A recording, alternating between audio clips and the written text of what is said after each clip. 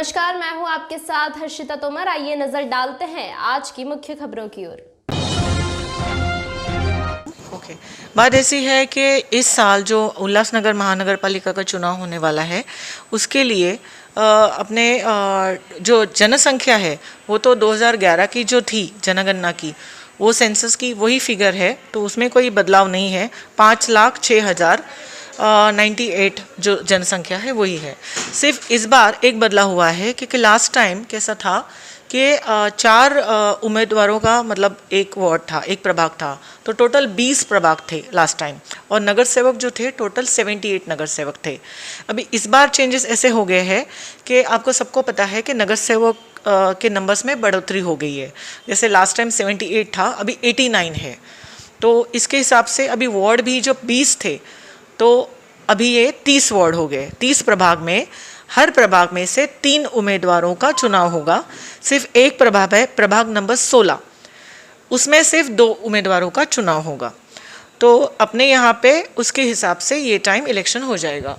इसके लिए election commission के हिसाब से आज हमने जो प्रभाग रचना है उसके जो मैप्स है और उसके साथ में वो जो भी जो नंबर्स है या बाउंड्रीज़ है वो सब पब्लिश की है।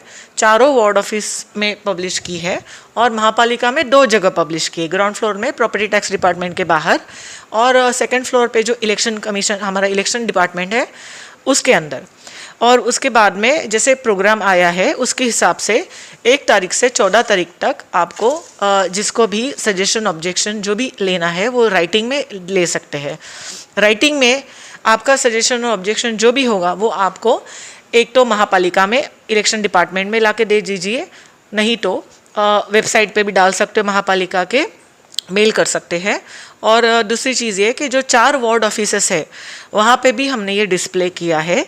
4 नंबर का जो वार्ड ऑफिस है उसमें आप याद रखिएगा कि 4 नंबर का वार्ड ऑफिस अभी एक स्कूल में शिफ्ट हो गया है, लेकिन वहाँ पे डिस्प्ले नहीं किया है। जो ओल्ड वार्ड ऑफिस था 4 नंबर का, जहाँ पे अपना फायर ब्रिगेड का भी ऑफिस है, वहीं पे ग्राउंड फ्लोर पे वो डिस्प्ले किया गया है।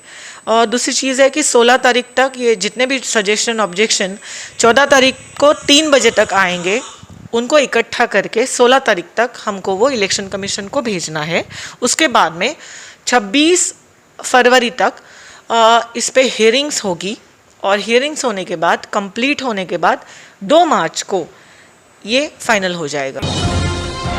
इस अंक में फिलहाल इतना ही। तमाम ताज़ा खबरों के लिए जुड़े रहिए हमारे साथ। मैं आपसे फिर मिलूंगी, तब तक के लिए नमस्कार।